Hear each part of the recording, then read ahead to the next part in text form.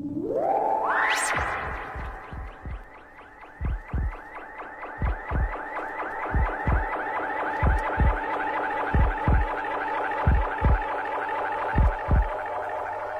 desta maneira maravilhosa, começamos mais um podcast Ufologia e Ideias. Eu, o Valdo, aqui no Observatório Ufológico da Zona Leste da cidade de São Paulo, e o meu amigo, meu querido Jonas Lourençon, lá da cidade de Umuarama. E aí, Jonas, como é que você tá? Você tá bem? Olá, amigos ouvintes, olá a todos. Olá, Walter, tudo bem, meu amigo? Olha, eu estou bem, só que estou com um pouco de saudade. Estou com um pouco de saudade. De quem? Dos meus amigos interplanetários. Sério. Faz tempo que eu não vejo mais nada, faz tempo que eu não sinto mais nada, mas, conversa por outra hora, mas eu estou bem, vamos dizer, melhor. Estou com a saúde em dia devido a recuperação desse vírus que nós acabamos pegando aqui na minha família. Graças a Deus, né? Graças às forças do Criador. Estamos aqui para mais um episódio, né? Mais um episódio aí que promete ser, olha, do balacobaco. Esse episódio aqui vai ser bacana, hein? Temos um convidado de honra, dois convidados, na verdade, né? Um já é saudosíssimo aqui do nosso podcast, né? Ufologia e Ideias, e um outro é uma pessoa que vem se destacando aí cada vez mais nas pesquisas de campo, principalmente. O que nós mais precisamos são pesquisadores de campo aqui no nosso país e no mundo, né? Mas, já falei demais. Walter, e aí? Ah, que bom, Jonas, que você tá melhor, né? Realmente, essa pandemia aí foi de lascar o mundo inteiro, né? Mas vamos deixar, né, de conversa fiada aqui. Vamos trazer os nossos convidados hoje. Especial, hein? Dobradinha de convidados, hein? Um bate-papo. Um dos caras que todo mundo gosta, que sempre tá aqui, que é o Jedi da Ufologia, meu amigo Arthur Neto, junto com o Rony Vernet, que vai trazer suas experiências numa conferência ufológica que teve lá em Belém do Pará. Beleza, pessoal? Mas antes, Jonas, vamos aos recadinhos. Você irá nos ajudar a evolução sonora e tecnológica desse podcast, comprando equipamentos, microfones, novos computadores para a melhoria deste podcast. Tá legal, pessoal? Então, eu conto com o seu gentil apoio no apoia.se/ufologia e ideias. E para você que quer ter um contato mais íntimo conosco, vai lá, Telegram, Ufologia e Ideias, e todos serão bem-vindos ali. E se você também gosta de estar nas redes sociais, como Instagram, Twitter, YouTube, confere a gente lá, Ufologia e Ideias. Uma página bacana, conteúdo interativo, você pode deixar sua opinião, conversar conosco a qualquer momento, estamos ali para responder. Então, se você não conhece ou não segue o nosso Instagram, Ufologia e Ideias, fica a dica. Se você não conhece também o nosso Twitter, Ufologia e Ideias, fica a dica. E se você quer ter algo a mais ali, está presente no YouTube ali conosco, também estamos no YouTube, Ufologia e Ideias. E não se esqueça, compartilhe este episódio. Você também pode nos ajudar comprando a nossa camiseta lá na lojaflutuante.com.br. Lembrando que os links de tudo que a gente falou aqui está na descrição desse episódio.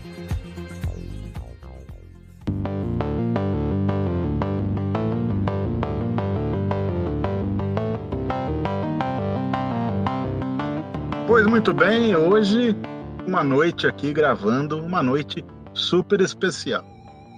Temos aqui dois feras da ufologia brasileira, né? Duas pessoas maravilhosas. Um já está aqui, já é a prata da casa, já tem a facilidade aqui de estar sempre aqui conosco aqui no Ufologia e Ideias. O outro está se destacando na ufologia brasileira e agora também participando, é o terceiro elemento do Hangar 18. E, pois muito bem, vamos lá. Arthur Neto, como é que você tá, Arthur? Você tá bem?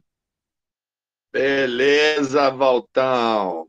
A primeira resenha do ano, hein? Muito bacana. Primeira, É, começando e hoje, 2022 aí. porra, tô ansioso aqui para bater esse papo com o Rony Vernet, para ele contar o que rolou lá em Colares, cara.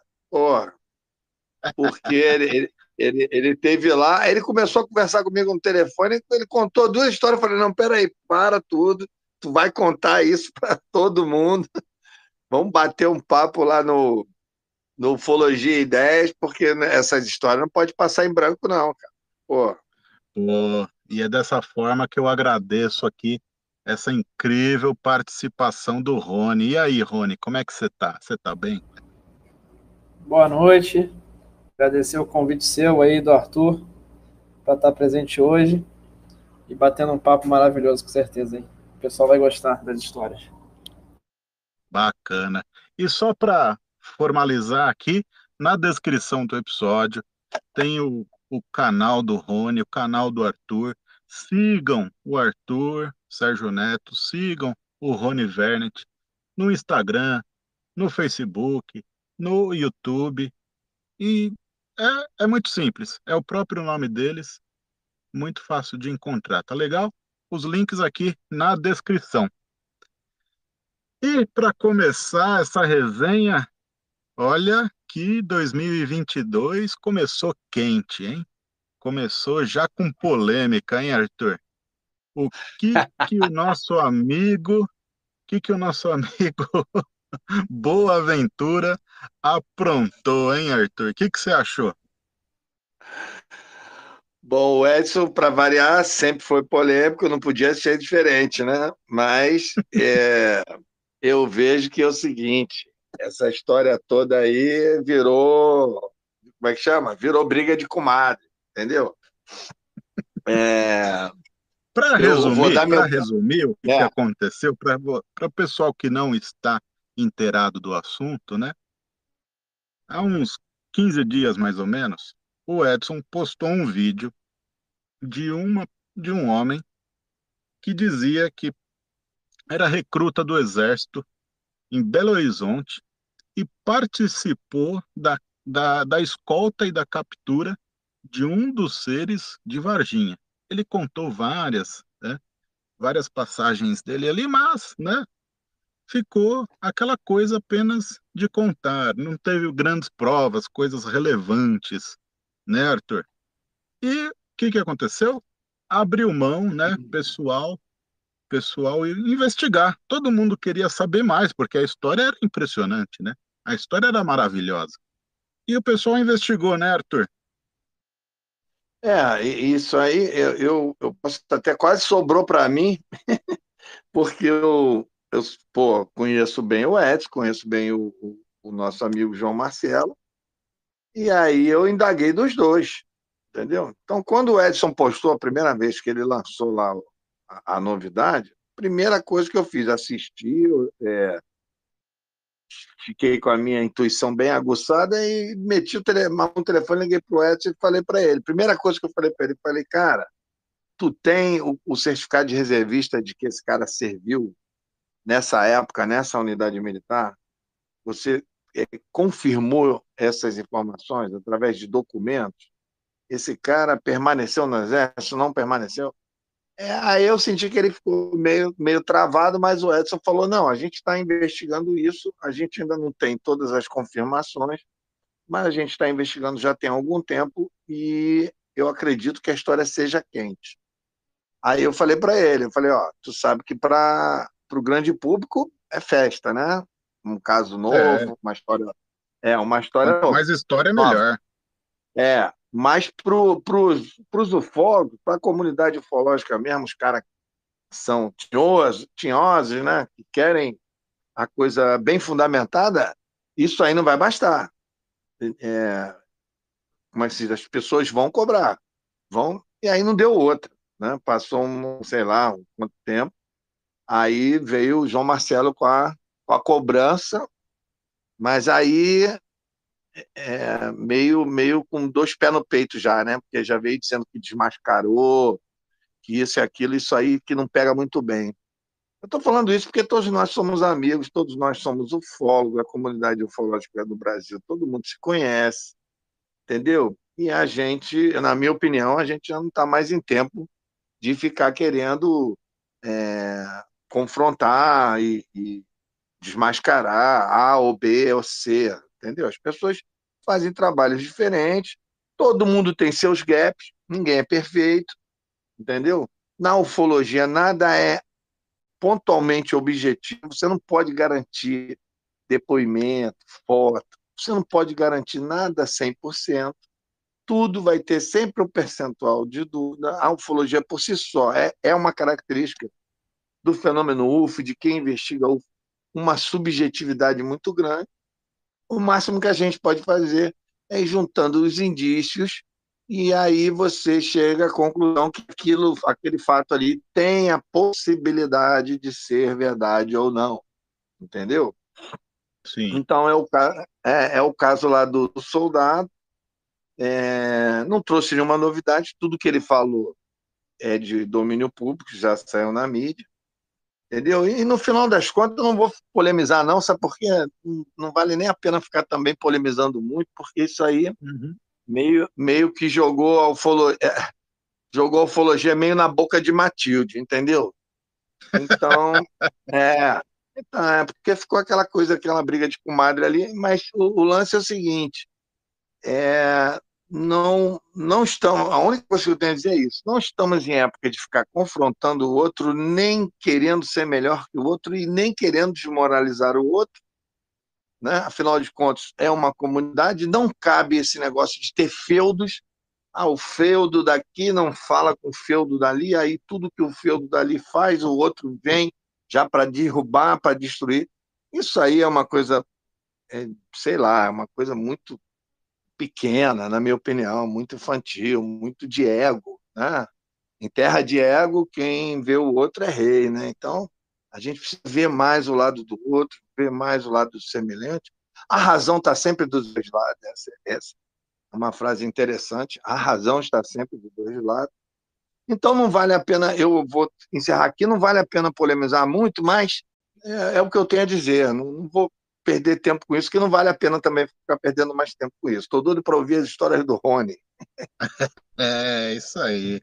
Pois muito bem, esse daí é a opinião aí do Jedi da ufologia, aí pessoal curtiu e gosta bastante de você, viu, ô Arthur? Sempre que você vem aqui participar do podcast, a audiência é lá em cima, você não acredita, é sempre muito bem aceito aqui os convidados que vêm no Ufologia Ideias.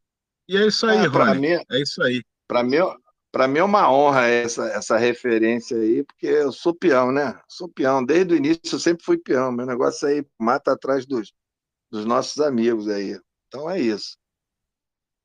É isso aí. Rony, muito obrigado por aceitar o convite e diga para nós o que você fez aí. Dá um resuminho aqui, dá uma prévia aí da sua viagem para gente, para começar. Essa viagem foi uma surpresa, né? Eu fui convidado ali pelo Natan, que é do canal Belém de Arrepiar. Recomendo todo mundo a seguir ele. Ele vai numa linha lá mais poltergeist, de fenômenos mais ligados a espíritos e assombrações. É bem legal, tem muita história e muitos mitos e histórias e fatos lá, não só em Belém, mas em todo o estado do Pará. E ele vai Belém de atrás... Arrepiar? Qual que é o nome do canal? O canal é exatamente esse, Belém de Arrepiar. Tá no Olha só. YouTube, tá no Instagram. Ele não fica na cadeira, não. Ele vai atrás, ele visita os locais, ele viaja, ele visita comunidades onde acontecem esses fenômenos. Então, eu recomendo a todo mundo assistir. O canal dele é bem bacana. Ele faz um trabalho de campo, assim como o Arthur faz há muito tempo na ufologia. Ele faz nessa área aí mais ligada a criaturas.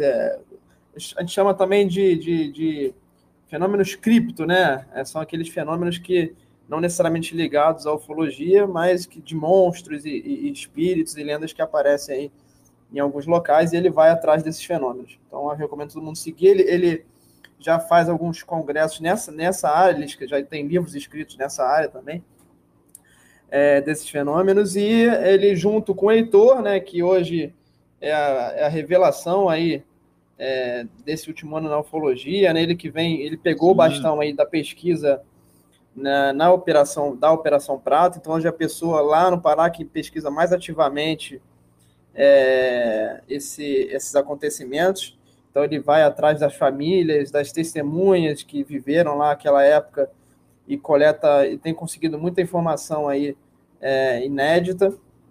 E ele hoje, inclusive visitando locais lá que o Holanda visitou e que pessoas nunca estiveram, enfim, está fazendo uma documentação bastante legal. Ele tem umas habilidades trabalha com TV, então tem umas habilidades na área de documentação, de filmagem, então tem feito alguns documentários. Inclusive quem quiser ajudar ele lá a investir no documentário que ele quer fazer, também pode entrar em contato com ele. Tem bastante material para gerar um documentário. Falta só mais investimento. Então, recomendo todo mundo seguir o Heitor. Ele tem um canal no YouTube, né, que é Ufologia na Amazônia. Então, no Instagram e no YouTube, segue lá Ufologia na Amazônia, também o Heitor. Então, os dois me convidaram, né? Me convidaram para um evento comemorativo da Operação Prato, né? Como a gente está com restrição em relação à pandemia, foi um evento pequeno, com auditório reduzido, lá no Sesc Ver o Peso, localizado lá em Belém. Então, esse público reduzido, eles fizeram um evento piloto, né? Porque eles planejam fazer mais eventos ali a partir desse ano, lá em Belém, não só da Operação Prato, mas na ufologia em geral. Então, eu fui convidado, por eu ter feito essa pesquisa em tribos indígenas do Acre, né, que são fenômenos muito parecidos com aqueles que ocorreram durante lá em Colares e outras localidades do Pará e também do Maranhão, né? Então, por essa similaridade, eu fui lá justamente para apresentar o caso e fazer um paralelo, né, um comparativo entre os casos no Acre e os casos que aconteceram lá no Pará.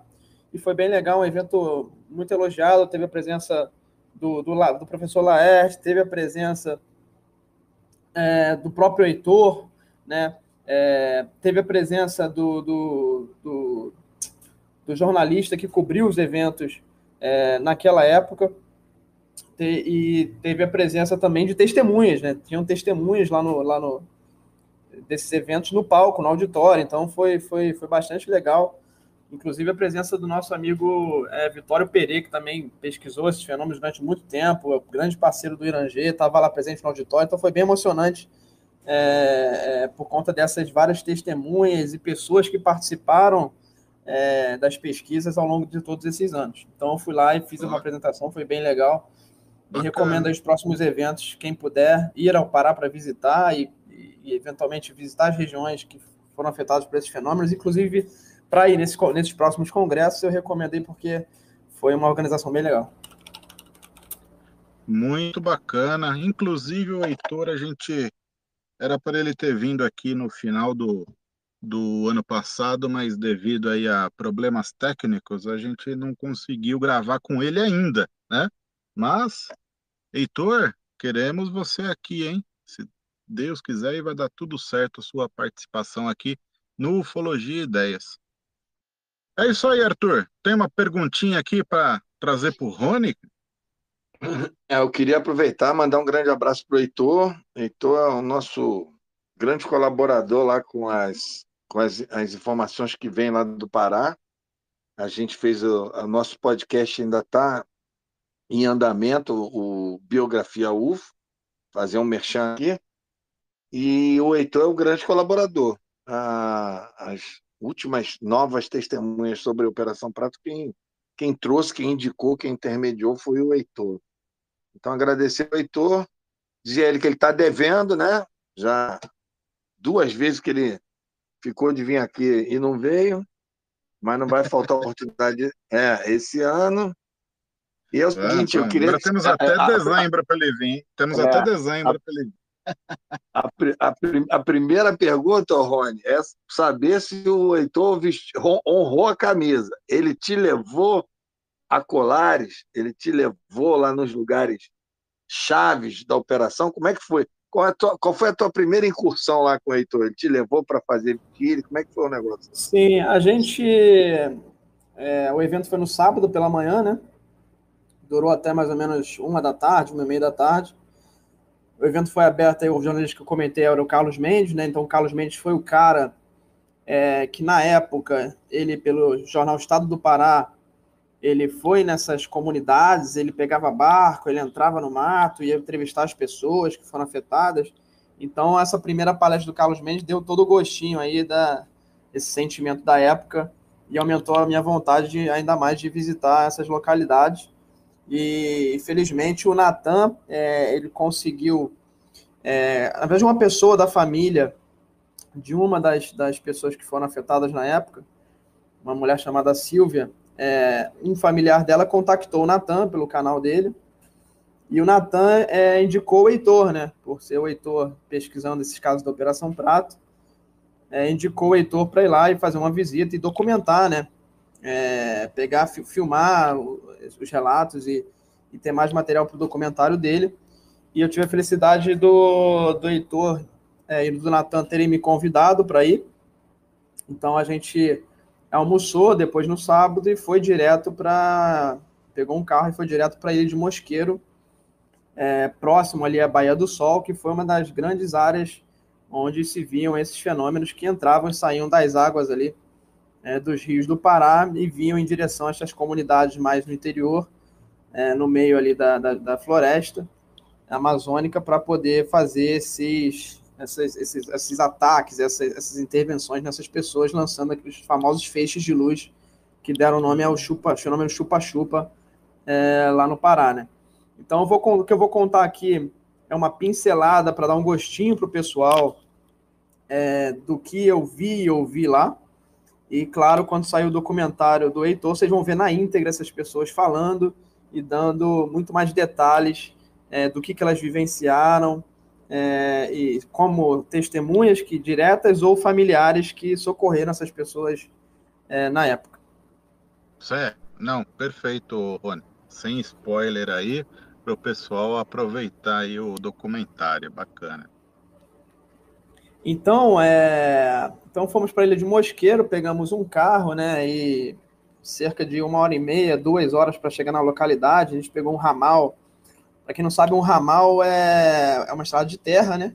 Você pega uma estrada ou federal ou uma PA, né? Uma rodovia estadual, e você em determinado momento tem que entrar num ramal, que é uma estrada de terra que leva a essas comunidades.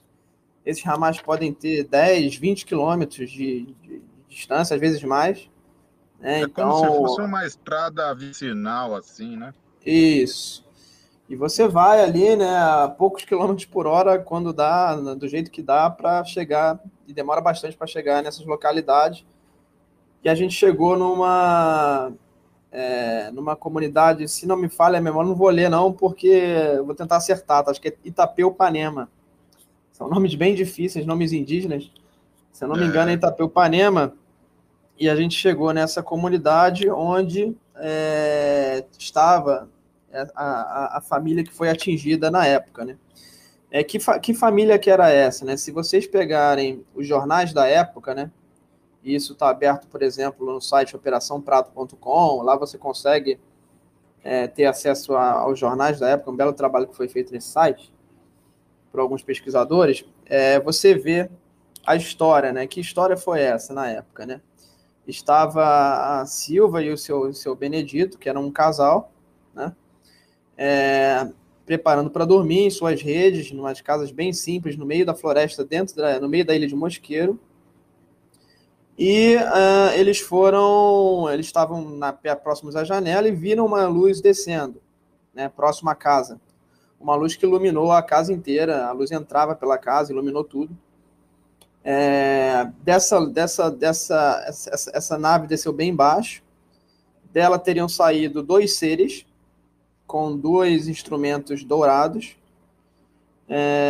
e dessas pistolinhas ou instrumentos saíram luzes que atingiram a Silvia. A Silvia estava grávida, ela tinha 17 anos na época. Ela entrou em colapso, ali desmaiou, enfim, e o marido, Benedito, foi para ajudar ela, para socorrê-la, né? É, Era e muito tirar ela invasivo, daquele, né? e tirar ela Era daquele muito, né? local. Exatamente.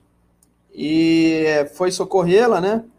Ela chegou a tomar um segundo raio, né? Um segundo feixe de luz.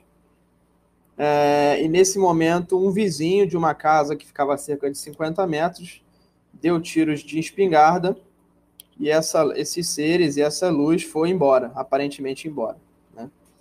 O Benedito levou, muito assustado, levou a mulher dele, Silvia, para casa dele, para casa desse vizinho. E o Benedito ficou na porta ali vigiando para ver se aquela coisa ia voltar, né?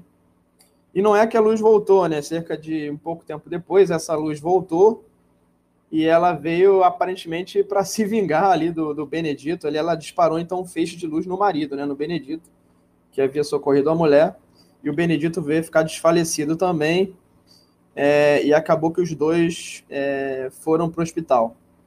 Foram hospitalizados e algum tempo depois a Silvia veio a perder a criança, né? A gente não sabe se foi diretamente pela ação da luz, do feixe de luz, ou se foi pela ação de uma queda, de um choque, ou uma consequência indireta aí de ser atingida por essa luz. O Benedito ele rapidamente se recuperou. Eles foram levados para um hospital mais distante, né? A família deles não estava na hora, a família deles estava num evento ou numa festa, enfim, na Ilha de Mosqueiro, mais distante. E tempos depois a família chegou e levou o casal para o hospital, eles ficaram hospitalizados. Na época eles foram proibidos de falar sobre o assunto, os médicos não queriam falar. Então foi um assunto que foi meio abafado na época, né? E aí o Natan e o Heitor felizmente conseguiram o contato das familiares, né, para pegar as entrevistas, né? E a gente, quando chegou lá, eu tinha na cabeça que a gente ia entrevistar a Silvia. A Silvia está viva ainda. Se não me engano, ela deve ter por volta de 60 anos. Ela tinha 17 na época, é só fazer a conta aí, mais ou menos 50 anos, né? Tem por volta de 60, 70 anos por aí. E aí eu achei que a gente ia conseguir falar com a Silvia, né? Mas o que acontece? A Silvia, assim como caso Barroso no Ceará, e assim como cerca de 4 ou 5, eu não tenho o número ao certo, mas alguns poucos casos, durante a operação, investigados na Operação Prato, ela teve uma espécie de regressão mental, né?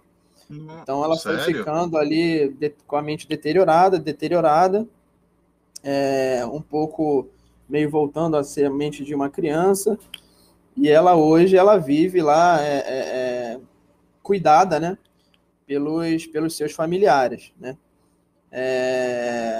Então ela tem a tutela lá dos familiares que cuida, ela não sai de lá, enfim, e ela não consegue conversar, se expressar, ela não fala coisas com sentido. Às vezes ela fala, né? E as poucas vezes que ela fala, ela tem premonições, ela tem previsões de coisas que vão acontecer. Então, eventos naquela comunidade, com as pessoas daquela comunidade, e que acabam, segundo os familiares, se concretizando. Então, ela parece que ganhou meio que essa habilidade aí, depois desse evento. Então, as poucas vezes que ela se comunica de forma a formar uma história com algum sentido, é para fazer essas premonições, e ela se fala sobre ela só na terceira pessoa. Então ela está com fome, ela está com sede. Então é um caso bem curioso que aconteceu. Então a gente falou mesmo com os familiares, né? O Heitor... Rony, pode falar. Só para interromper um minuto, eles mencionaram, eu não sei com quem você falou, além do... Não sei se o marido estava vivo ainda, está vivo ainda?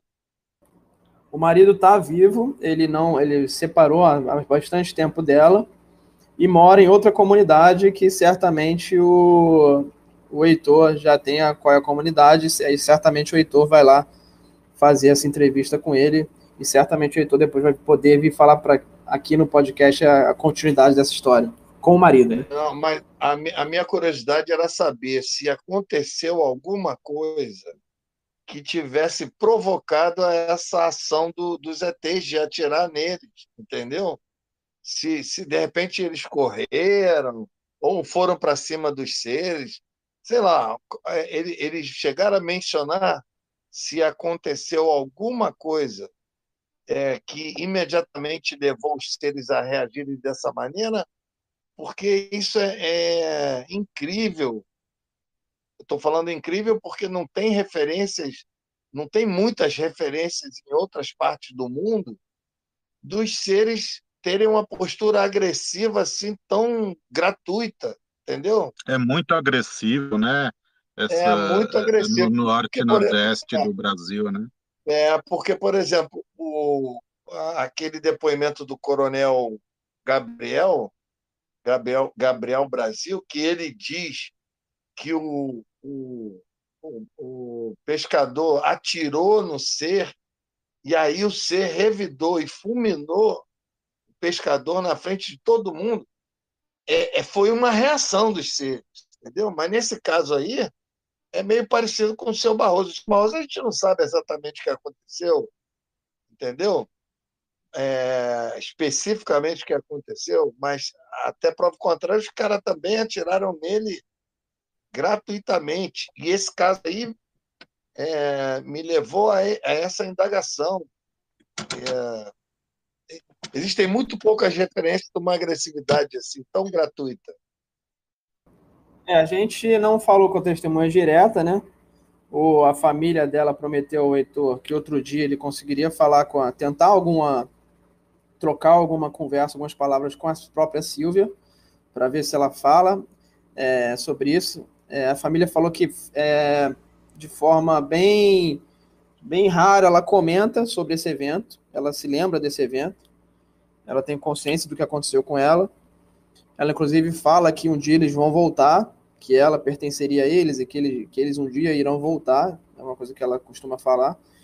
E o Heitor vai ficar de tentar conversar com ela no outro dia, claro, com a autorização da irmã que tem a tutela dela, né, e com todo respeito possível aos familiares. Não ficou claro, como a gente não falou com as testemunhas diretas, não ficou claro se eles fizeram alguma coisa que teve essa reação agressiva. O que a gente sabe é que eles estavam deitados, essa luz chegou e ela foi atingida por essa luz. Eu não sei, teria que conversar com o marido dela para ver se o próprio marido dela pegou alguma arma para atirar ou algo do tipo, ou se após o vizinho ter atirado, a luz voltou e focou de novo nela nesse momento, né? Pelo que está na história do jornal, não. Mas pode ser uma hipótese de alguém, ou o marido, ou o vizinho ter atirado, e por conta disso ter gerado um ataque mais agressivo. Outra hipótese é a hipótese de que ela teria uma predisposição genética, talvez, para, assim como as outras pessoas que foram afetadas, talvez, de atingida por esse tipo de radiação, via desenvolver alguma anomalia ali mental, né? Então a gente não sabe, cada pessoa reage de um jeito, talvez o organismo dela tivesse uma predisposição para desenvolver esse tipo de enfermidade que acometeu ela. Porque o marido não ficou com as sequelas. O marido não, ele foi rapidamente, teve alta, né? Hoje pelos familiares contaram, ele está bem, ele não teve nenhuma sequela. Ele teve recentemente um AVC, mas parece que foi agora isso, né? Muitos anos depois. Mas parece que ele ainda consegue se comunicar e conseguiria falar, né? Então é isso que eu espero. A gente espera o Heitor indo atrás do marido dela para ver o lado, aí a testemunha direta da história, né? A gente pôde conversar com o padrasto, né, da Sílvia, que estava na época, que socorreu a Sílvia na época. Eu perguntei para ele sobre esses seres, ele não lembra dessa questão que está no jornal de ter esses dois seres. Isso está no jornal, mas ele falou que não se lembra na época dela falando, ou recentemente, dela falando dessa questão dos seres. Ele lembra da luz.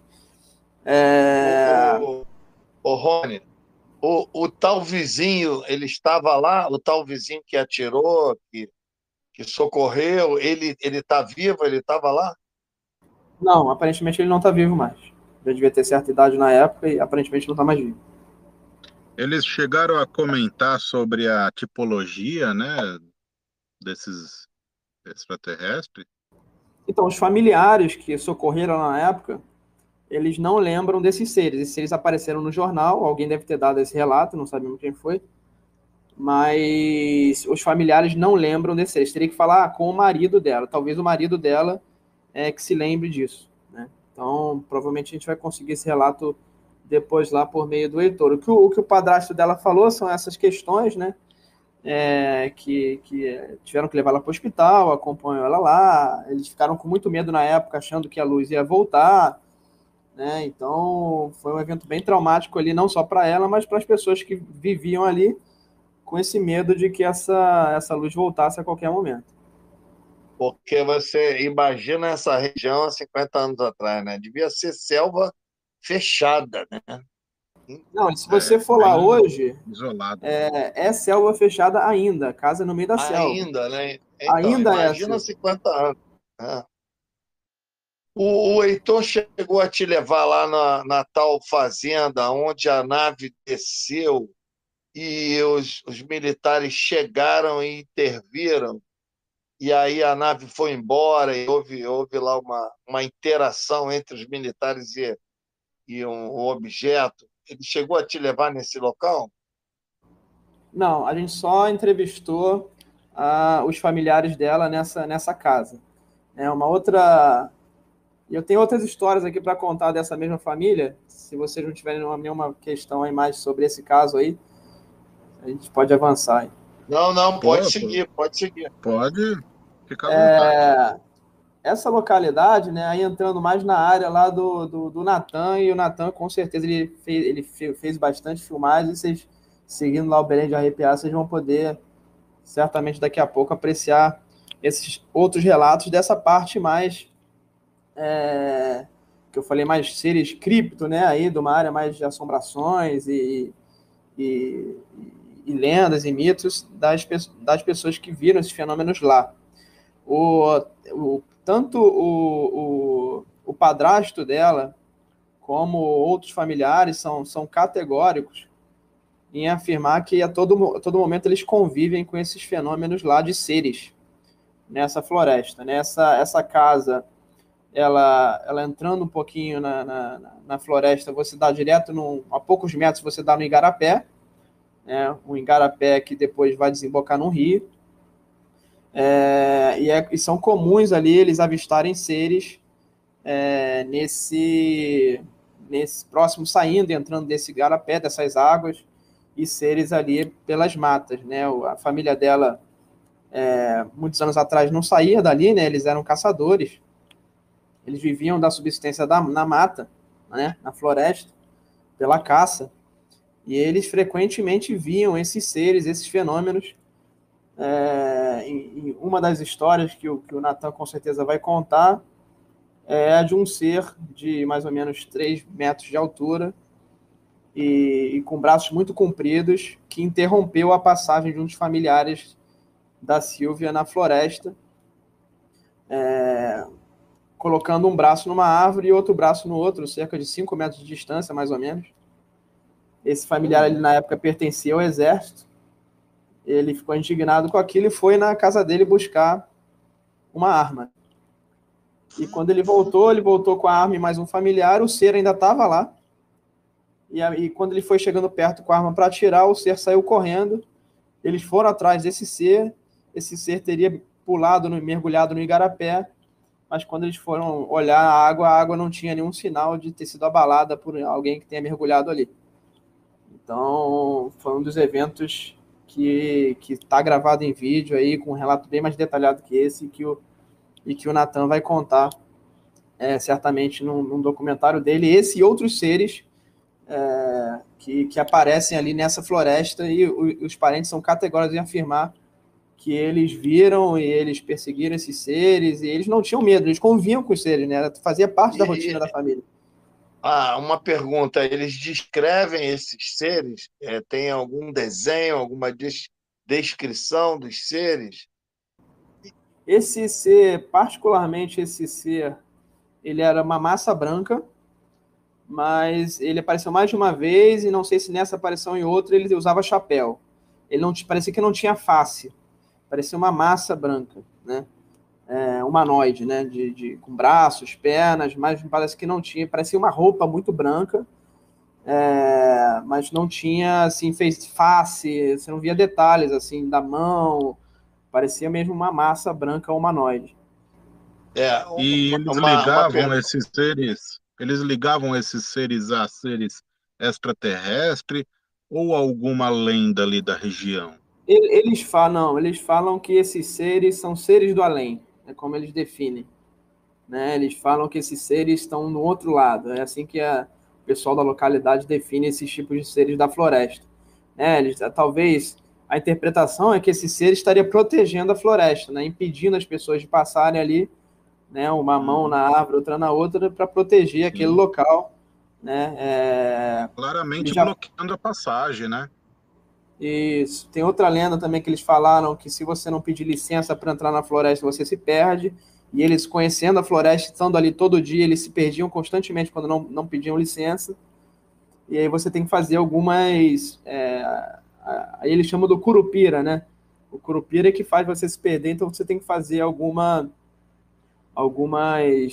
atividades, por exemplo, pegar uns ramos e fazer alguns nós e jogar para trás. Tem algumas mandingas lá que eles fazem para poder o curupira dar um presente para ele se satisfazer e você voltar a se achar na floresta, né? Parece que ele cria um loop ali que você fica dando volta no mesmo lugar. Então essa é uma das histórias que eles contam que aconteceu lá. Muitos fenômenos ligados a esse igarapé, né? Parece que esses fenômenos, esses seres estão sempre próximos às águas ali, entrando ou saindo das águas, enfim. A pergunta que eu tenho para você é o seguinte: quer saber a sua percepção, porque em muitos desses casos, é como você disse, para eles que moram lá, seriam seres do além, seriam, vamos dizer assim, espíritos da floresta.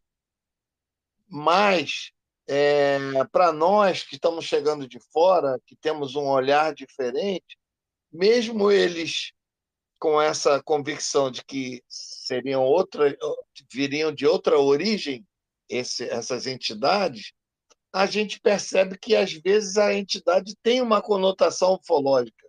Você percebeu isso ou você acha que realmente é alguma coisa elemental, da floresta espiritual, ou você acha, pelo que você percebeu, que pode ser ufológico, mas que eles interpretam de maneira diferente? Porque, por exemplo, o Curupira, ele é uma figura do folclore amazônico, já desde Câmara Cascudo já fazia referência do Curupira, e os desenhos que os caboclos faziam sobre o Curupira lembram os greys, entendeu?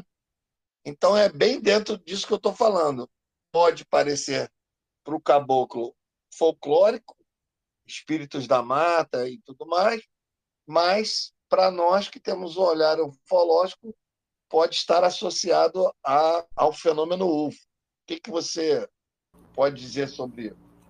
Essa pergunta é bem interessante, Arthur. Assim, na minha visão, pelos casos que eu tenho lido, pesquisado, os relatos, eu coloco tudo no mesmo bolo que eu gosto de chamar de fenômenos anômalos, né? Algumas pessoas gostam de falar fenômenos aéreos, objetos aéreos, voadores, mas a gente vê que esses objetos têm muito a ver com montanha, às vezes com água, às vezes com floresta. Então eu gosto de falar que são fenômenos anômalos, e que a gente tenta descobrir o que são. Eu categorizaria em dois grupos principais. Um grupo estaria ligado a naves mesmo, físicas e que emitem luz, mas por trás daquela luz tem um objeto, uma nave, uma forma de charuto, uma forma de disco, enfim, de todas as formas que foram catalogadas pela Força Aérea Brasileira durante a Operação Prato. Qual o modus operandi dessas aeronaves? Né? Geralmente fica um objeto bem grande no rio, dentro do rio. Os rios lá são praticamente mares, né? Porque ponta a ponta do rio lá é gigantesca a extensão. E são bem fundos, então esses objetos ficam ali dentro. Desse objeto esse objeto às vezes ele submerge, né? Ele sai das águas e ele libera objetos menores, né? E esses objetos seriam aqueles que fazem as pesquisas e fazem responsáveis por esses ataques a essas pessoas. E esse objeto depois ele pode ou disparar para o céu ou voltar para as águas. E isso tem sido visto não só aqui no Brasil, não só no Acre, não só no Pará, como também na costa da Califórnia, que é o caso lá do Tic Tac. Se vocês lembrarem o caso do Tic Tac lá da Força Aérea da Marinha Americana, né?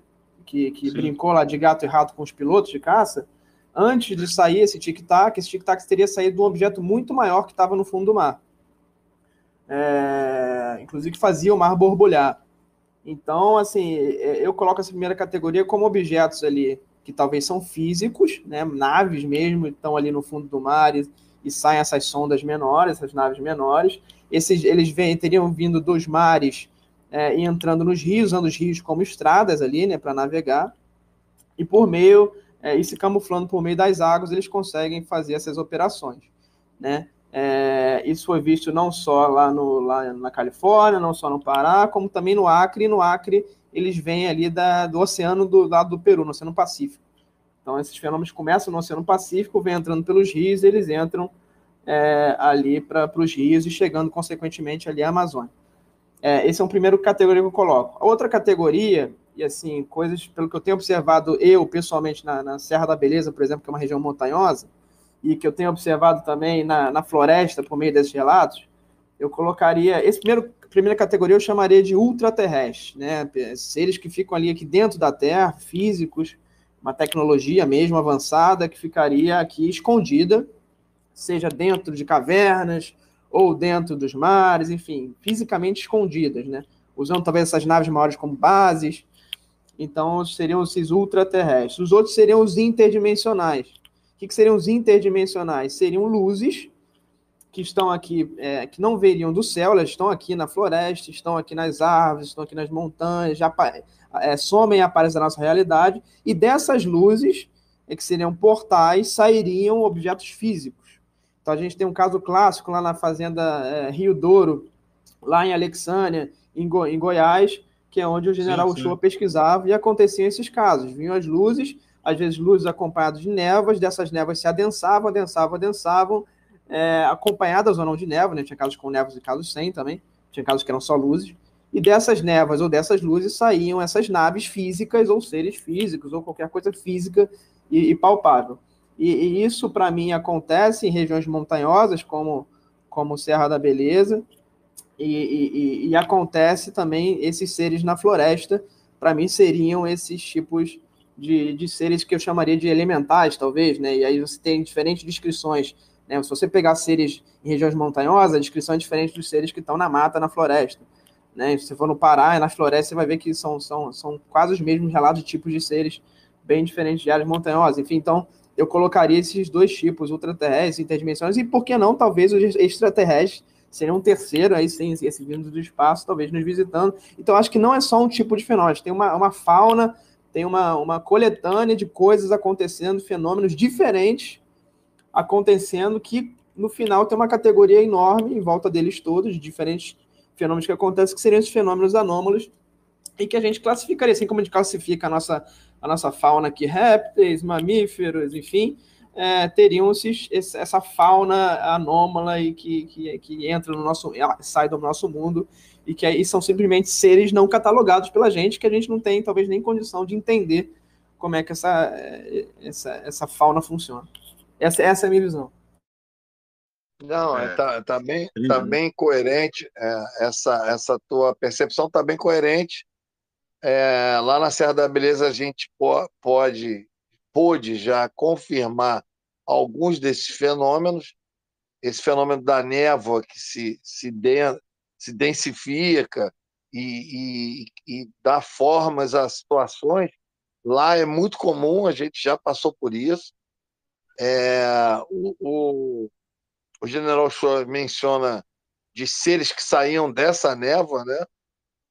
Nós não chegamos a presenciar isso, mas chegamos muito perto. Lá na Serra também já foram vistos outros seres que, num primeiro olhar, a gente não pode classificar como extraterrestres, que seriam esses seres vamos dizer assim, interdimensionais que vêm através dessas aberturas dimensionais. Até teve um episódio há pouco tempo muito engraçado. Aconteceu alguma coisa parecida dentro dessa categoria aí que o Rony menciona, que não era nada propriamente que a gente pudesse dizer que era ufológico. Foi muito rápido, não deu nem para sentir medo, mas tinha uma pessoa que nunca tinha ido lá, nunca tinha feito uma vigília, e imediatamente após o fato, a gente comentando ainda no entusiasmo daquilo, o cara chegou: Arthur, tem que ir embora, eu estou passando mal, eu vou me borrar todo aqui. Aí eu falei para ele: pô, tem papel higiênico aí, cara, vai ali. Não, tem que ir embora, não tem condição de ficar. E aí a gente teve que sair varado. Também já estava realmente lá perto da hora de ir embora. A gente teve que sair varado para o cara ter que ir correndo para onde ele estava hospedado para ele poder se aliviar, porque o cara, na hora, eu achei que era uma coisa normal. O cara levou um baita lanche lá e, de repente, alguma coisa que ele comeu no lanche não bateu bem. Mas depois é que eu me toquei, no dia seguinte, nos outros dias, que eu fiquei pensando: pô, o cara, ele pode ter tido uma reação emocional muito forte, Sim, por causa, sim. e aí afetou vamos dizer assim, a área orgânica dele, e ele teve, literalmente, o cara ia se cagar todo, entendeu? E para A você ver, É um sorte que a gente, mecanismo de defesa do nosso mecanismo, organismo, né? é É um mecanismo de mecanismo. defesa, ao mesmo tempo somatizou e o organismo reagiu. O emocional afetou o metabolismo e o cara reagiu dessa maneira. É como todo mundo diz, né? Quando tá com medo, se caga todo. Mas eu não tinha pensado nisso. Na hora eu achei que ele estava passando mal só. Era um piriri. Mas não, depois do dia seguinte eu falei: cara, o cara reagiu dessa maneira por causa do que aconteceu lá. Que a gente nem sabe o que é direito. Entendeu? E aí, não, e detalhe, eram 3 dias de vigília, esse era o primeiro, a gente estava combinado, ele estava mega entusiasmado para fazer os outros dias, e os outros dias ele saiu pela tangente, deu uma desculpa e não apareceu mais, entendeu? É, Então, aí que eu me toquei, eu falei: porra, o cara ficou morrendo de medo, entendeu? Aí tá relacionado a esse... quando a pessoa se depara assim com a realidade assim que é real, né? O que a gente está falando é real, né? Mas quando você está ali, né, na situação, é diferente e muitas pessoas não aguentam mesmo. Não, e junto o componente que era a primeira vez, nunca tinha feito uma Uhum. vigília na vida, nunca tinha ido. Pô, a gente estava embrenhado lá no platô, entendeu? Então, isso está diretamente relacionado a uma esses componentes aí que o Rony mencionou, entendeu? e, Mas eu Arthur, não nessa podia linha aí, deixar de né, falar. terminou aí, Arthur? Pode ir. Não, Beleza. pode falar, Nessa, pode falar. nessa linha aí, acho que a gente tem que bater palma para dois caras, né?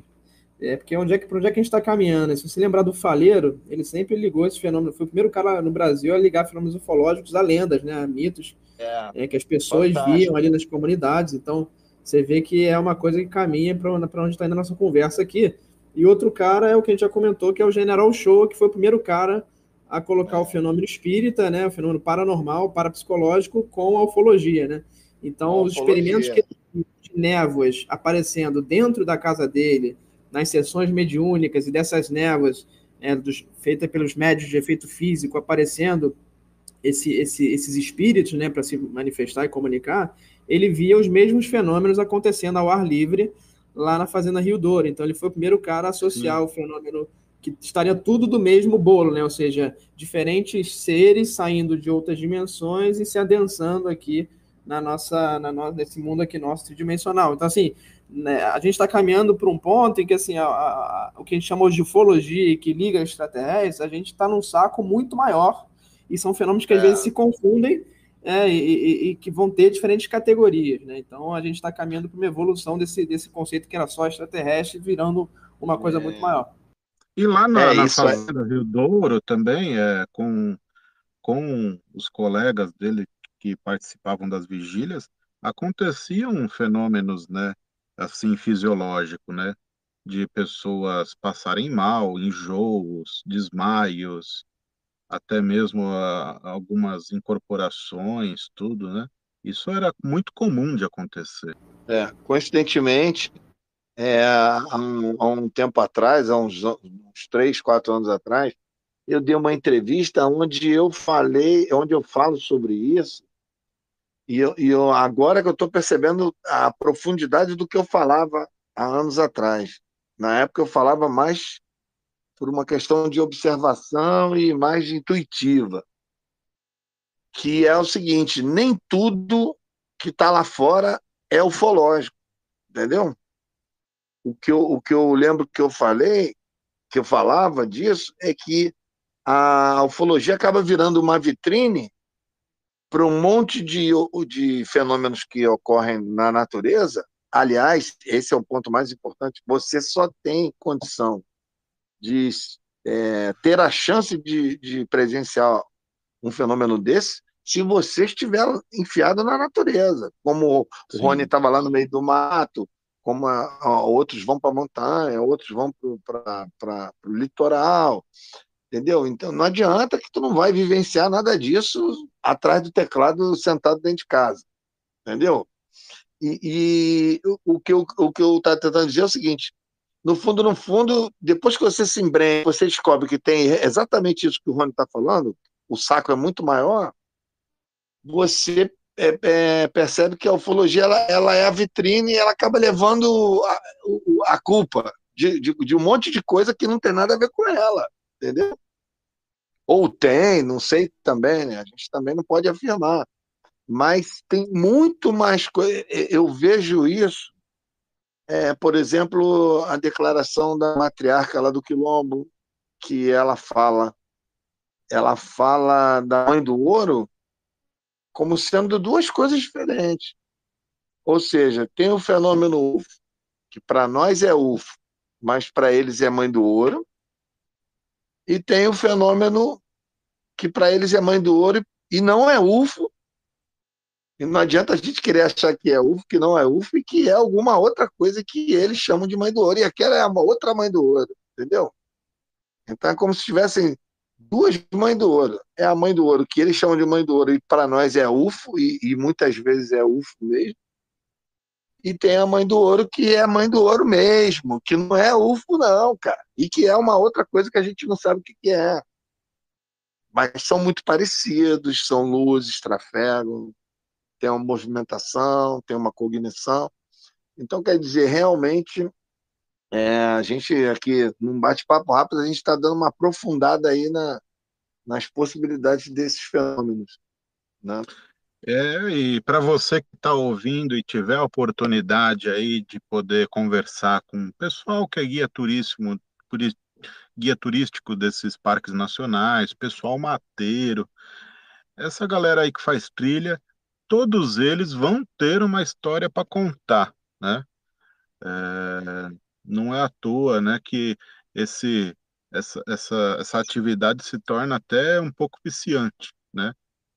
Porque acontecem alguns fenômenos mesmo adversos assim nessas regiões assim que trazem essa parte assim do desconhecido, né? E é incrível, né? Pessoa que é É, picada uma vez por esse por esse bichinho tem muita vontade de continuar nessa história, né? não, e o Rony lembrou muito bem, fez uma excelente referência ao Faleiro, porque essa história que eu falei aqui do Curupira, essa história eu li no livro do Faleiro, entendeu?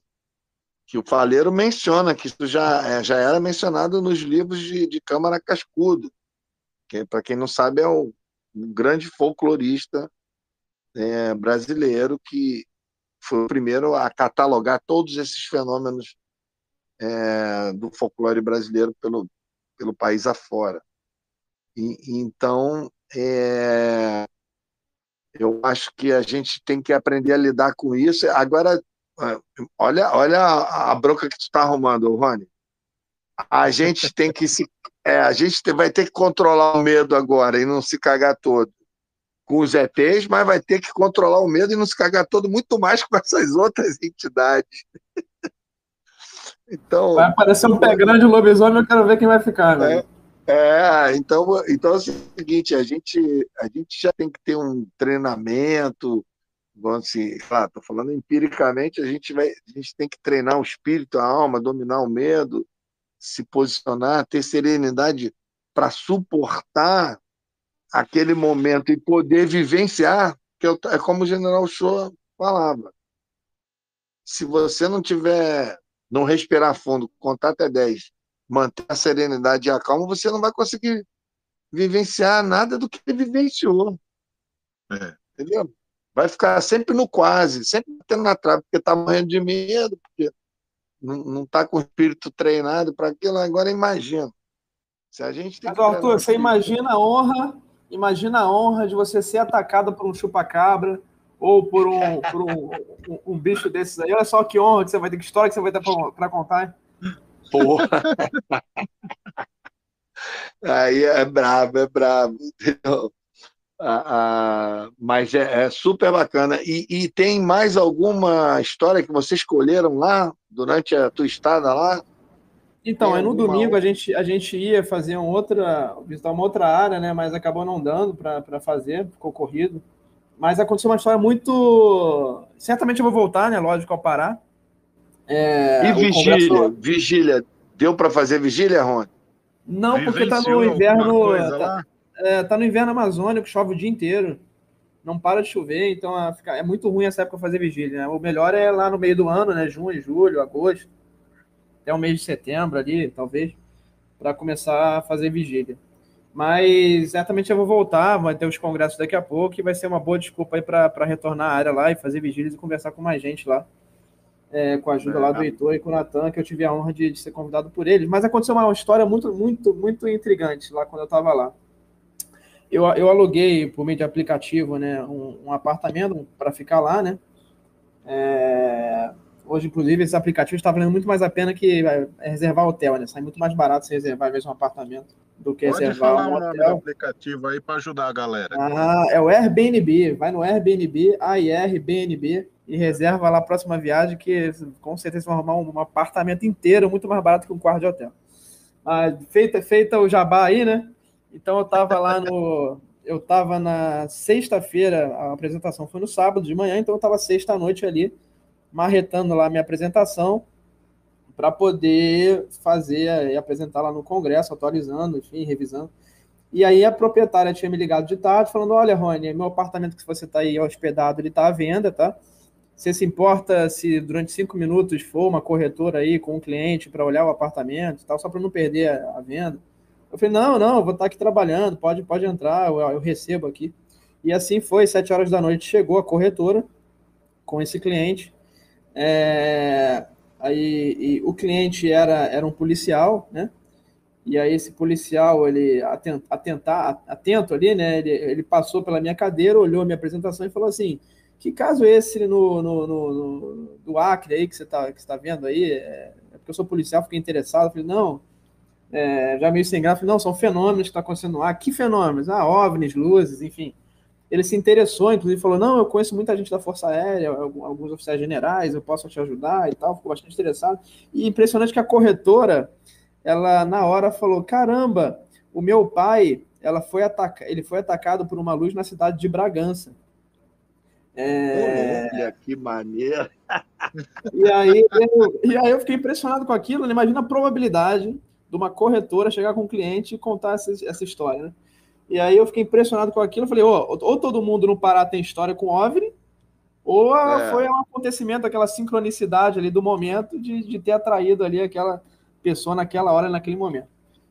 Mas, enfim, aí o fato interessante é que eu peguei o telefone dessa corretora, eu já fiz uma mini entrevista com ela, em vídeo, tenho gravado isso, e esse relato foi o seguinte, o pai dela, ele morava em Bragança, né, que é uma cidade ali do Pará, que inclusive foi muito visitada ali no começo dos casos no Pará. Uma das primeiras cidades a receber a visita ali vindo da direção do Maranhão foi a cidade de Bragança, né, que várias pessoas lá foram atacadas. Eu achei que ela ia contar que o pai dela foi atacado nessa época, de 77 para 78.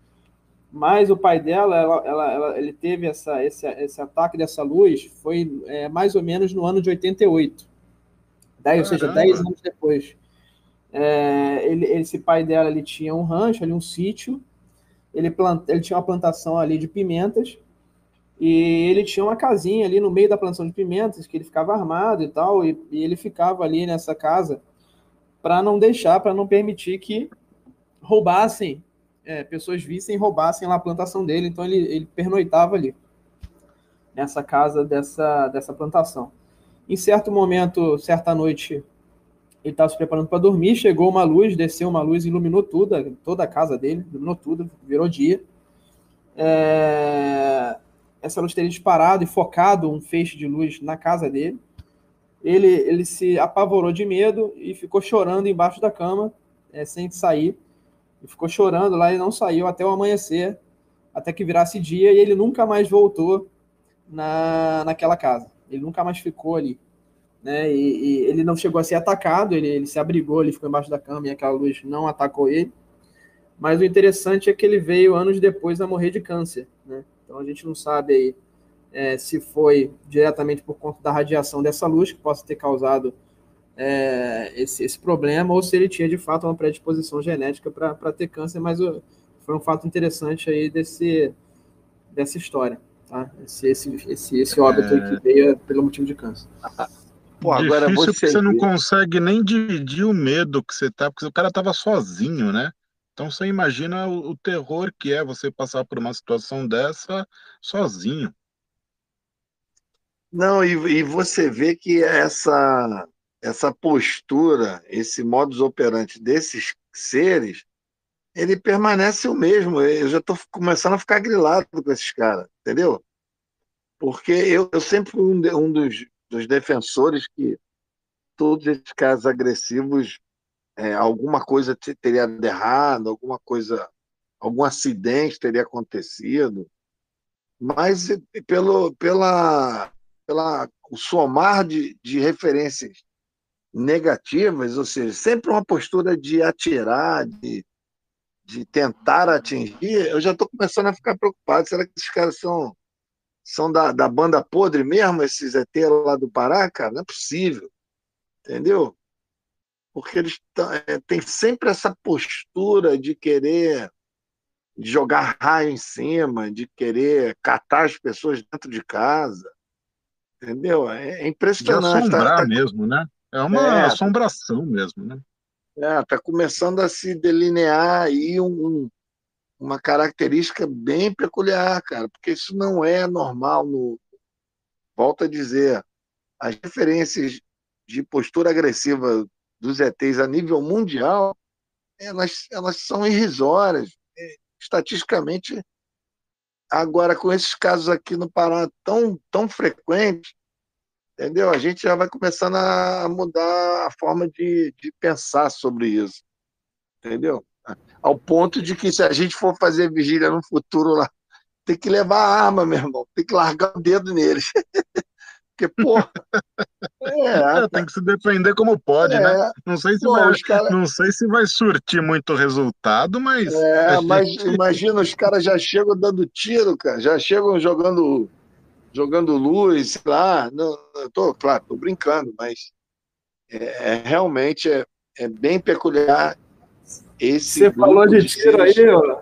Você falou de tiro, Arthur. Um dos familiares que a gente entrevistou lá no Pará falou que acertou o tiro numa criatura. Uma dessas criaturas, eu já não lembro mais qual era, né? Eram tantos que eles comentaram lá. mas uma das criaturas, ele acertou o tiro e falou que a bala caiu, tá? A bala bateu no bicho e caiu. Falou que Bom, nem se então, abalou com o tiro. então esquece que não adiantou porra nenhuma.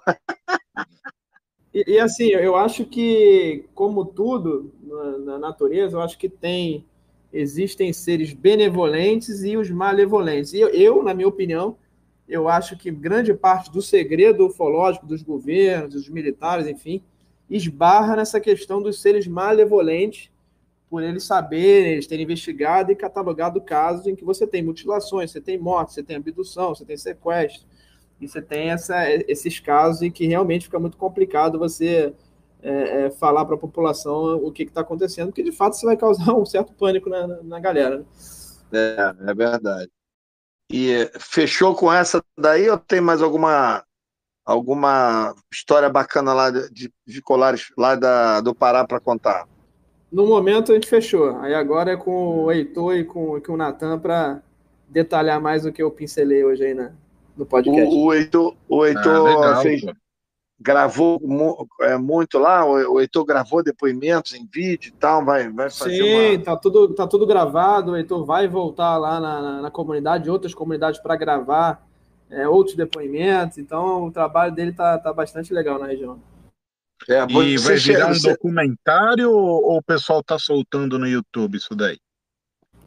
O Heitor tem soltado, às vezes, algumas partes, né? Mas eu sei que ele está com o trabalho documentário, então talvez ele guarde para liberar somente quando tiver o todo aí que ele está montando.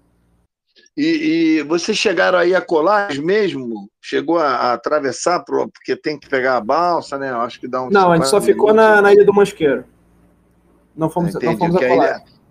A Ilha de Mosqueiro faz parte de Belém, né? Aí já é continente, né? Ali é continente ainda. É no continente. Ah, beleza. Você chega, só usa carro para atravessar. Beleza. É demais. Muito boas histórias, né? Uma região riquíssima, né? Eu queria aproveitar e falar, para encerrar aqui o nosso bate-papo, já que o Rony não, já fechou as histórias que ele trouxe, já que a gente está falando de histórias estranhas, aí eu lembrei de falar disso. Eu estava fim de semana passado na Serra da Beleza e eu tenho colocado a minha banca lá do Moambeiro das Galáxias, lá, o camelô extraterrestre, lá no restaurante. E voltou. O sacoleiro da galáxia. Moambeiro da Galáxia. E voltou a valer a pena. Eu botei lá e fiz um dinheirinho bom lá no sábado e no domingo. Deu para custear o meu fim de semana. Ainda voltei com grana para o Rio. Então, aí é fatal. Você bota lá, fica lá praticamente o dia todo. Né? Eu chego lá cedo, tomo um banho de piscina lá com o Arnaldo, tomo uma cerveja. Quando dá meio-dia, eu subo, monto a quitanda lá e fico até 5 horas da tarde. Enquanto tiver gente almoçando no restaurante, eu tô lá. E aí, cara, converso com muita gente, o pessoal compra, o pessoal se interessa, todo mundo querendo saber. E aí chegou uma família lá, comprou um monte de coisa lá de mim e tal. Foi super bacana. E aí o patriarca da família, um senhorzinho já de uma certa idade, deve estar beirando aí seus 80 anos, e ele chegou e falou assim na maior naturalidade, na maior inocência, pessoa simples. Chegou e falou, eu já vi isso aí muito de perto. E aí eu falei, mas conta aí, né? Conta aí como é que foi a sua história. Aí ele falou que ele morava em Caratinga, que ele era um garoto, tinha 14 anos, 1952, olha só, 1952, imagina que era Caratinga. Caratinga é uma cidade mineira, e ele falou que eles estavam num campo de futebol, ele estava com os tios dele, os tios mais velhos e tal, e chegou e veio uma nave, simplesmente veio um disco e desceu no campo de futebol, e todo mundo viu. E a polícia chegou rapidinho, a polícia local parece que já estava por ali, porque eu falei com ele ontem, ele falou que o campo de futebol era perto da rodoviária de Caratinga, e ele falou o seguinte, que desceram os seres na frente de todo mundo, cara. Isso que eu achei estranhíssima a história, completamente fora dos padrões que a gente está acostumado.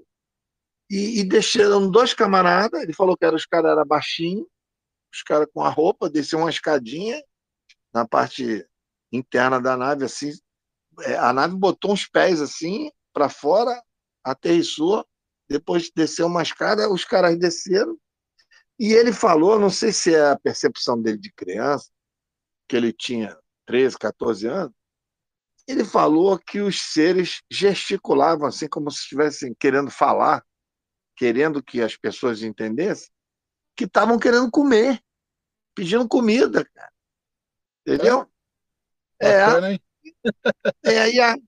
e aí a polícia isolou, botou o povo todo para fora, falou que. Aí ele falou, eu achei maneiríssima, assim, muito louca a história.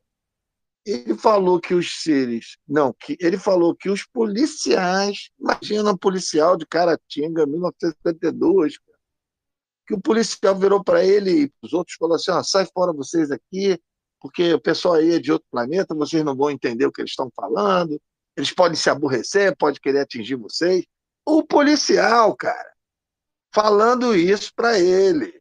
E em 1900, eu falei, mas o policial falou assim, senhor? Aí ele falou assim mesmo. Falou que eles eram de outro planeta e que a gente não entendia nada que eles falavam e que eles podiam se aborrecer, então tá mandando todo mundo embora. E aí veio o pior da história, cara. Ele falou que a nave ficou 15 dias pousado na cidade e ficou isolado e a polícia tomou conta e ninguém chegava perto e morreu o assunto. E ele falou que Caramba. ele falou que morava numa casa, num sítio mais ou menos próximo e que dava para ver e que no dia que ela foi embora, que o povo todo, à distância, mas o povo todo parou para olhar, o troço levantou e foi embora. E Tem eles. que procurar os jornais da época, né? Não, não, não, não, nós já estamos fazendo isso, já estamos fazendo uma É, investigação. Eu liguei para ele para pegar mais informações, porque ele não lembra o nome do jornal da época. Eu falei, não é possível que a imprensa não chegou. E aí eu perguntei para ele, você sabe se os militares apareceram lá, o exército? Ele falou que não. Ele falou que não. Falou que quem ficou tomando conta de tudo durante esse tempo todo foi a polícia da cidade, a polícia local, que era a polícia militar. Mas até aí, se você levar em conta que era um garoto de roça em Parará, de repente ele não sabe, né? De repente ele falou o que ele sabe. De repente o exército esteve lá e tal. E aí, o que aconteceu? Existe uma fonte de pesquisa de imprensa que é como se fosse uma plataforma onde quase tudo da imprensa nacional, do interior e das capitais, é digitalizado e é colocado ali. Mas quando é coisa muito antiga e muito do interior, só é digitalizado e incluído nesse grande arquivo, que é um arquivo nacional, tem até um nome específico que eu não lembro agora, porque tem um cara que está fazendo a pesquisa para mim, que é o Júlio Gralha, que é um professor de história, entende tudo dessas paradas, de pesquisa, ele está pesquisando pela internet.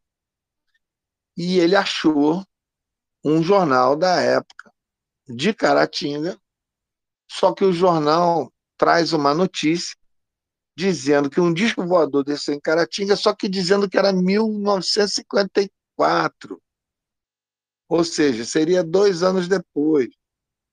Só que é, na manchete fala do disco voador que desceu, mas no bojo da matéria vem dizendo que aquela história tinha sido inventada por dois radialistas, que os caras eram radialistas e os caras quiseram copiar aquela história como é o nome daquele daquele radialista Orson famoso, Welles, né? Orson Welles. Os caras quiseram copiar a história do Orson Welles, de criar uma fantasia para ver como a população reagia e que depois desmentiram tudo. Mas aí na minha cabeça, meu, porra, como é que um garoto conta uma história dessa? E ele diz, ontem eu conversei com ele, ele falou: meus 5 tios não estão mais vivos, mas eles estavam lá, todos testemunharam. Ah, detalhe, ele me deu o nome do cabo policial militar e do sargento policial militar. Me deu os nomes. Isso deve ter no registro da delegacia lá de Caratinga. Não é possível. Sim, com certeza. Com certeza. Porque ele, quando eu perguntei ele sobre o exército, ele falou: não, ficou tudo sob a responsabilidade da polícia lá da cidade mesmo. Entendeu? E aí, claro, a gente vai investigar mais. Eu até pensei em ir até lá, porque eu acho que se isso não foi digitalizado, porque é muito antigo, e esse nosso amigo Júlio Grara, que é professor de história, ele falou para mim que geralmente essa digitalização desses arquivos, quando é coisa muito antiga e muito do interior, ela só vai ser digitalizada se sofrer um estímulo, ou seja, o pessoal da universidade está fazendo uma pesquisa, entendeu? Tem alguma investigação jornalística, às vezes uma tese de mestrado, aí nego quer buscar um dado antigão e tal. Isso é que motiva que coisas muito antigas sejam digitalizadas e incluídas nesse grande arquivo que existe hoje, que eu não lembro o nome. Então, ou seja, de repente essa história foi camuflada, foi acobertada por essa outra que foi criada em cima, com data diferente, dizendo que os caras eram radialistas e queriam dar uma de Orson Welles, ou seja, o acobertamento ao estilo mineiro já nascendo desde 1952. Pode ser, pode ser, eu estou aqui especulando. Mas nós vamos investigar, nós estamos levando a sério isso, nós vamos investigar isso bem de perto, talvez eu vá até lá, são 7 horas de viagem, porque vale a pena, porque imagina se a gente confirmar, se a gente conseguir achar indícios de que essa história é verdade. Imagina, cara. É um clássico. Essa história dá para, sei lá, dá para fazer até um filme, entendeu? De tão tosca que ela é, de tão inusitada. Os caras pedindo comida, os caras ficaram hospedados na pensão. Aí eu perguntei a ele se ele lembrava qual era o nome da pensão, entendeu? E aí eu mas acho que postei. não existe mais, né? Não, ele não lembrava, mas ele falou o seguinte: a pensão era perto da rodoviária, porque a rodoviária era perto do campo onde tudo aconteceu. É. Claro que hoje já deve ser completamente diferente. Ele até me deu o nome da cidade, que ele chamou de cidade, mas eu acredito que no fundo devia ser distrito, né? Não devia ser cidade, ou seja, ou era cidade metropolitana, pertencente à Grande Caratinga, sei lá, estou especulando. Ô, Arthur, no caso Maria Cinta, eles pediram água, por que não pode pedir comida, né? Eu não conheço outros casos assim tão caseiros, né? Esse é um caso bem caseiro mesmo. Agora, interessante é que eu postei, tá lá no meu canal, no Facebook. Pode entrar lá, tem um depoimento lá do Coroa. Gente boa, seu Milton. E aí entraram alguns comentários e entrou um cara lá e falou: isso aí é maior lorota. Aí eu respondi para ele: pode até ser, mas qualquer parâmetro que a gente tenha hoje de casos parecidos com esses, a gente não pode aplicar para 1952, Caratinga, que tu imagina o tamanho de Caratinga em 1952, cara. Hoje deve ser uma grande cidade, mas naquela época devia ser Um uma roça, vilarejo, né? vilarejo, roça da roça. Então, qualquer referência que a gente tenha hoje de achar que o cara está mentindo, de repente, ou melhor, com certeza a gente não pode aplicar em cima disso. Isso é uma coisa inusitada, completamente De polícia peculiar. militar ali não devia ter mais que meia dúzia. É, ele me deu o nome de dois, me É, deu os nomes. Eu estou com o nome do cabo, que ele falou que foi o cabo que veio falar com eles para mandar eles embora. E a polícia ficou tomando conta do objeto 2 semanas, cara. devia ser uma viatura e 6 policial. Eu dou o desconto, essa história também deve ter um gapzinho, se você levar em conta que era a cabeça de um garoto de 13, 14 anos, da roça, então você tem que dar um desconto que, de repente, a lembrança que ele tem pode não ser exatamente como aconteceu, mas eu acho que tem uma história, no mínimo, pitoresca, entendeu? Né? E que vale a pena investigar, vale a pena ir atrás. Imagina que fantástico que deve ser. Já pensou se Com a gente chega certeza. lá? Pensou se a gente chega lá na biblioteca municipal e acha lá uns recortes de jornal daquela época?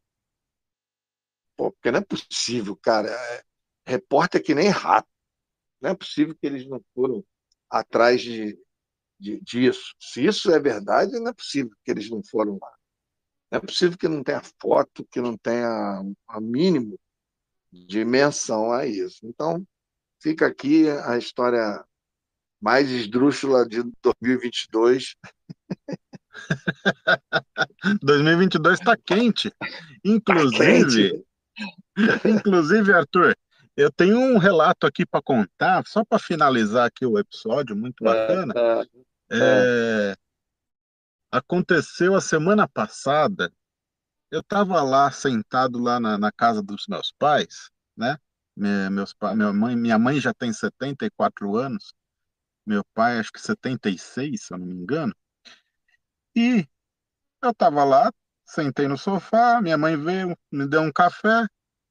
Tomar café na casa de mãe, né? Não tem coisa melhor que É. existe no mundo, Tem né? coisa melhor que isso. Pô, É, exatamente. Aí ela chegou assim e falou: Ah, você que gosta dessas histórias de ET, você não sabe o que aconteceu comigo essa semana. Eu já fiquei assim, né? Paralisado olhando pra ela. Eu estava aqui na sala com a sua irmã. Minha mãe mora num apartamento na Penha. Para quem conhece aqui a cidade de São Paulo, na Penha, um apartamento no 14º andar. Então, é face leste, né? Então, eles têm a vista assim para a região da Penha, para trás, assim, é face leste de toda São Paulo, assim, né? E se a gente olhar para o lado esquerdo, a gente vê a Serra da Cantareira e os aviões que vão chegando no aeroporto de Guarulhos, né? Aí ela falou: ah, Ah, eu estava aqui sentado na poltrona aqui, já era umas 10 horas da noite, a sua irmã estava aqui, a minha irmã é mais velha, né? Estava lá, sentada aqui no sofá, e eu comecei a ver uma coisa lá fora, uma luz estranha, né? E a gente foi lá na sacada, né, do apartamento. E ela falou que era uma bola de luz que mudava de cor e ficava andando bem devagarzinho, que né? doideira, cara. Exatamente. Eu falei, quanto tempo você ficou vendo isso, né? Ela falou, olha, enquanto ela estava acesa, ela ficou aí, ela ficou mais de 1 minuto. A gente ficou bastante tempo olhando para aquele negócio bem devagarzinho andando. E de repente, aí eu lembrei de você, Arthur. Olha só o que ela falou. De repente, essa bola apagou e ela ficou escura. E a gente conseguia ver a Caraca, a silhueta preta puta, indo em direção ao aeroporto de Guarulhos, ô Arthur. que loucura, Eu cara. fiquei Isso assim aí, olhando para ela, o café até esfriou. Cara, não, e um detalhe importante. Isso aí é a mais pura referência de que a sua mãe ela estava contando a Exatamente. verdade de um caso, de uma história completamente diferente, Aconteceu entendeu? agora, acho que faz uns 15 dias essa É, história, Arthur. Agora em porque, 2022. porque, Então, porque dificilmente você ouve essa referência do objeto negro negro, apagado negro. dentro da Ela não escuridão e escuta, ela não sabe usar Spotify, ela não sabe, ela é uma senhora já de 74 não, anos, é. O pouco que ela sabe de ufologia é de coisas que eu comento com ela, tal, mas ela não sabe escutar, ela não acompanha essas coisas no YouTube. e ela E o que falou mais que me depois impressionou foi a silhueta preta que ela viu andando indo em preta. direção ao aeroporto. Fantástico, cara. Fantástico. Isso aí tá na cara. Vou chutar um palpite aqui, quase toda certeza. Tá na cara que isso era um OVNI, cara. Como é que vai Exatamente. apagar? Eu Como é até que. conversei com ela, ainda vou. Ela falou que estava com vergonha, que não queria falar, mas eu vou tentar conversar com ela e trazer lá para o Rony Goltara esse É, depoimento. joga ela no Relatos Flutuantes. Exatamente, exatamente. Mas, nossa, gente, Porra. olha que noite maravilhosa eu passei com os senhores aqui, um podcast maravilhoso, uma coisa incrível. Eu não sei como Ô, agradecer o Rony Vernet aí, que dividiu essas experiências com a gente, né? O Arthur, que é o nosso Jedi da ufologia aí, está sempre aqui contribuindo com o podcast. Senhores, um muito obrigado de o Rony, coração mesmo, viu? o Rony trouxe o frescor da Amazônia aqui para o nosso verãozão, para o nosso calor. Porra, deu uma refrescada. Essa é a ufologia que a gente gosta, cara. Porra, é essa ufologia desse amigo lá do Pará que pesquisa coisas extraordinárias. É essa ufologia que a gente gosta. É a ufologia com um componente inexplicável, entendeu? Que a gente só pode especular, né? A ufologia já tem esse componente, né? Mas quando ela é, envereda por essas questões mais subjetivas, aí fica mais bacana ainda, entendeu? Muito bom, viu, Rony? Muito obrigado pela sua participação, viu? Beleza. Queria agradecer, o prazer foi meu aqui, compartilhar com você essas histórias. E fica aí minha disponibilidade aí quando vocês quiserem trocar uma ideia aqui no Ufologia Ideias. Só convidar que a gente aparece aí para poder conversar. É sempre legal compartilhar com os amigos, né? Que como se fosse uma roda de amigos, né? E é sempre legal É isso. compartilhar, porque compartilhando é que a gente consegue agregar Somar, mais e somar e aumentar nosso conhecimento. com certeza. Arthur, que noite maravilhosa. Muito obrigado, viu? Obrigado a vocês, obrigado ao Rony por ter trazido esse frescor aqui, porque é isso que a gente precisa, meu amigo. A gente precisa, vamos dizer assim, brigar menos. A gente, a gente para com esse negócio de que um é melhor do que o outro, ninguém é melhor que porra nenhuma, meu irmão. A gente tem que fazer aquela ufologia crua, como o Rony fez, foi até lá, palestrou, prestigiou o evento, porra, encontrou Perê, encontrou Heitor, porra, entendeu? Tantos amigos lá que eu imagino que estavam lá na plateia, e ao mesmo tempo, contou histórias simples, histórias verdadeiras, histórias que o povo fala. Você vê essa história da corretora, cara, porra, é incrível como as pessoas têm uma certa afinidade com o fenômeno, entendeu? Então, porra, muito bacana. É isso que a gente precisa. Esse ano é um ano de fazer aquela ufologia boa, saudável, É, gostosa. 2022 promete. Se for boa igual janeiro foi, Ah, com promete. certeza, com certeza. Deixando as bocas de Matilde de lado, vamos seguir em frente. É, vamos nos manter unidos, que é muito mais legal, muito mais bacana. Então, pessoal, sigam o Rony Vernet no YouTube, nas redes sociais, Facebook, Instagram e YouTube. Siga também o Arthur, o podcast do Arthur no Spotify também. Tem no YouTube, tem no Facebook, no Instagram. Tá legal? Senhores, um forte abraço para vocês. Tá legal? E, meus queridos ouvintes, para vocês que ouviram até aqui, um excelente dia, uma excelente noite, seja lá a hora que você esteja ouvindo, que o Criador te traga bênção, nos tragam bênçãos e uma boa sorte. Valeu, tchau! Valeu. Boa noite para todos. Valeu.